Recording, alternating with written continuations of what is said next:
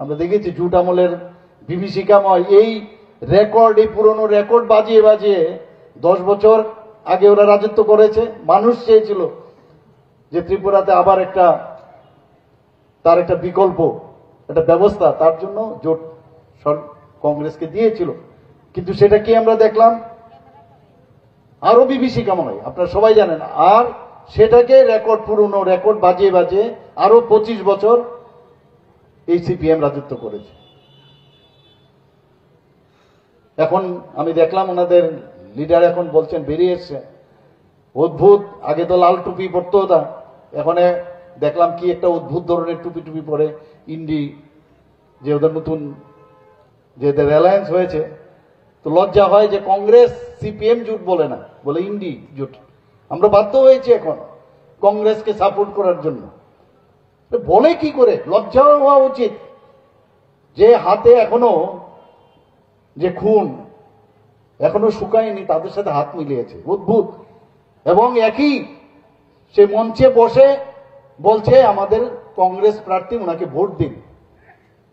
আর CPM এর ওখানে গিয়ে কংগ্রেস বলছে আমাদের পার্টি, এবং সম্বোধন করছে কমরেড ভাই, আপনারা সবাই জেগে উঠুন।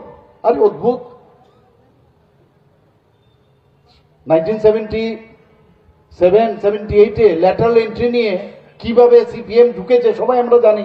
ত্রিপুরার মানুষ এন্টি কমিউনিস্ট, কিন্তু এই ল্যাটারাল এন্ট্রির মাধ্যমে ওরা এই ত্রিপুরাতে চলে এসছে। তৎকালীন মুখ্যমন্ত্রী, আমার এখনো মনে আছে, উনি বারবার বলছেন, সুকুমার সেনগুপ্ত, যে আমাকে তো ওরা সরায়নি, কিন্তু ত্রিপুরাতে এই কমিউনিস্টদের গোড়াপত্তন করেছে। এখনো মনে আছে এই কথাটা বলতে। আমরা আগে এ টিম বি টিম বলতাম, আমরাও শুনতাম, কনফিউশন করতাম, আরে কি বলার জন্য বলে। কিন্তু এবার তো পরিষ্কার হয়ে গেল যে এই আদুলির এই পিঠ আর ওই পিঠ একদম ক্লিয়ার হয়ে গেল। এবার কংগ্রেসের অফিস থেকে সিপিএম এর ফ্ল্যাগ বের হয়, সিপিএম এর অফিস থেকে কংগ্রেসের ফ্ল্যাগ বের হয়। অদ্ভুত। মানে এই জিনিসটাও দেখে যেতে হবে। সিপিএম এর জামানায় কিছু কিছু ঘটনা ঘটেছে, কংগ্রেসের জামানায় কিছু কিছু ঘটনা ঘটেছে। সিপিএম নেতারাও বলে দেয়নি যা ওকে খুন করে আসো, কংগ্রেসের নেতারা বলে দেয়নি যা ওকে খুন করে আসো। কিন্তু আজকে এই সমস্ত সমাজদ্রোহী খুনিরা কোথায়? এরা কোথায়? বিজেপি দলের নেতা, বিজেপি দলের প্রধান, উপপ্রধান, মন্ডলের নেতৃত্ব, যুব মোর্চার নেতৃত্ব, বিভিন্ন শাখা সংগঠনের নেতৃত্ব। আমরা দলের মধ্যে না বামপন্থীদের, না কংগ্রেসী, না আমাদের যে ত্রিপুরা রাজ্যে যে 8টি দল, আমাদের কনস্টিটিউয়েন্ট দল নিয়ে আমাদের এই ইন্ডিয়া জোট রাজ্যে কোথাও সমাজদ্রোহী গুন্ডা পান্ডা হারমাদ আমাদের দলগুলোতে নেই। কাজেই আমরা কাছে এসেছি কেন? দেশটাকে বাঁচাতে হবে, দেশের গণতন্ত্রকে ধরে রাখতে হবে এবং সংবিধানকে বাঁচাতে হবে। এই লক্ষ্যে আমরা কাছাকাছি। কাজে বন্ধুরা, 100% ভোট ট্রান্সফার করতে হবে।